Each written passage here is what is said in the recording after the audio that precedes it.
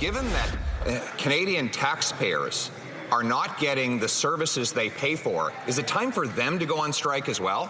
We're in negotiations to make sure we get the right deal for them and the right deal for Canadians. Then he's got to get serious about getting a contract for these workers now. But sometimes it takes time, and that work that's being done constructively at the negotiation table. Bring in the Prime Minister. That's the message from Canada's largest public sector union, as a third of the public service strikes for an 8th straight day. The government and the union appear completely stuck over wages and remote work. The union's president will be with us in moments. First, though, let's bring in the government's lead negotiator. Treasury Board President Mona Fortier is with us live. Minister Fortier, good to see you again. Thank you for making the time. Well, thank you for having me, Vassy.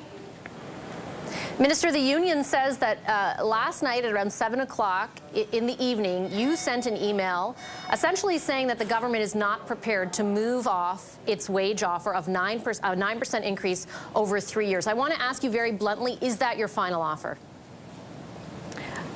We have presented an offer that is in line with the Public Interest Commission, and we are inviting PSAC to be in line with that Public Interest Commission recommendation of 9%. At this time, it's very far from it, and we need to have a deal that is reasonable for Canadians, and at the same time that is fair for employees. That's the balance I'm trying to get, and we need the Alliance to be in line with that Public Interest Commission so we can continue the conversations that we're having at the table. Minister, I take the point on the balance you're trying to strike, but that didn't answer the question. Is that your final offer to the union? We're still in negotiation, Vassy. There's still a little bit of room, but up until the Alliance doesn't start discussing in line with the Public Interest Commission recommendation, unfortunately, this is really hard to continue to have those important progress and conversations that we're having at the table. I'd like to remind viewers that we do have two other agreements with ACFO and also with the Electrical Brotherhood, and those were aligned, of course, with the Public Interest Commission. And I will continue to work to find that balance and also make sure that we don't impede in how we'll be able to deliver services to Canadians. I'm a little confused by what you just said there, because at the first part of your answer, you indicated that there is some room, but then you said you want the public service to be in line with what the Public Interest Commissioner said. The Public Interest Commissioner determined 9% was a fair offer a few months before you actually made that offer to the union. So are you telling Canadians right now that unless the union agrees to 9%, there is no deal?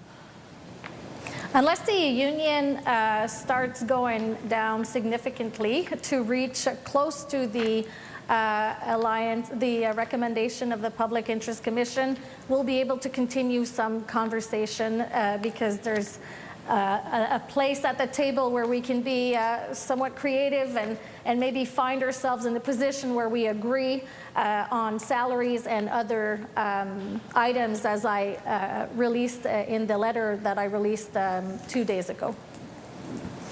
Respectfully, Minister, I do want to challenge you on what is unaffordable. And in particular, I listened to the union, and I will ask them about this in a moment too, but speak about the nature of its membership. So the vast majority, according to the union, of its members earn between $40,000 and $65,000 a year. In that context, isn't life already pretty unaffordable for them? How is 13.5% unreasonable for someone making $40,000 a year?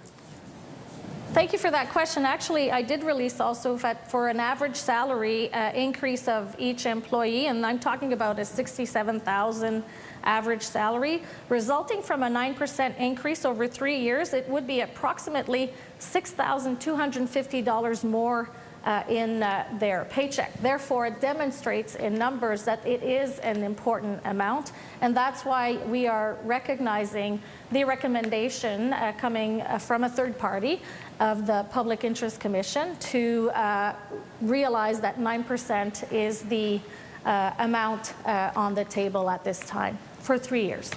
The union says, though, it has moved off of its 13.5%, not once, but twice. Wouldn't it be a sign of goodwill, and certainly a sign of goodwill to Canadians who are being impacted by this strike, for your government to move a bit too?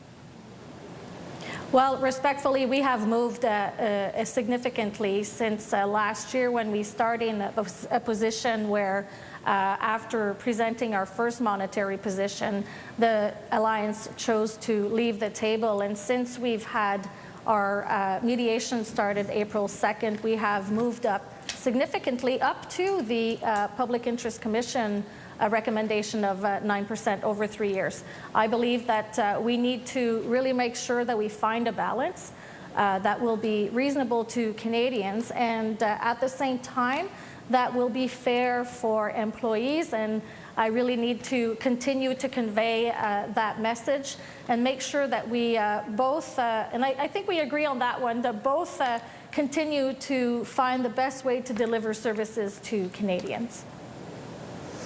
You've moved, though, only because of what the Public Interest Commissioner determined. You just brought your offer in line with what a mediator said was fair. So on that point, is it a bit disingenuous? Recommendation.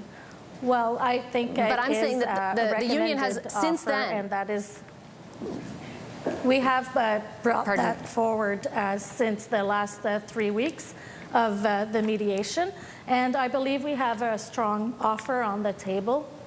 And I believe that it is just to find that balance. And I will continue, of course, to be at the table. The negotiating team is at the table, working tirelessly. I know the union is also, and I truly believe that is where we will find our best way. We just need to have some movement for us to be able to continue to find those creative solutions to get to a deal. And I think that if both parties do that, we'll be able to get to a deal. You laid it out right there, and I just have time for one final question. You said, if both parties do that. Once again, the union is saying that it has moved not once but twice since your offer of 9%. You are telling Canadians tonight you're not prepared to move beyond that. I can move such a way that I can't move up so high, and I need the Alliance to show that they are ready to get close to the recommendation of the Public Alliance. And again, I want to remind viewers and public servants and Canadians that we have already 2 good deals that we've signed, and also the Canadian Forces, of course, 90,000 members have that an agreement, and therefore I believe that we have something on the table that is good. Okay, Minister, I have to leave it there. I appreciate your time this evening. Merci Thank beaucoup. you. Merci. Thank you. Mona Fortier is the president of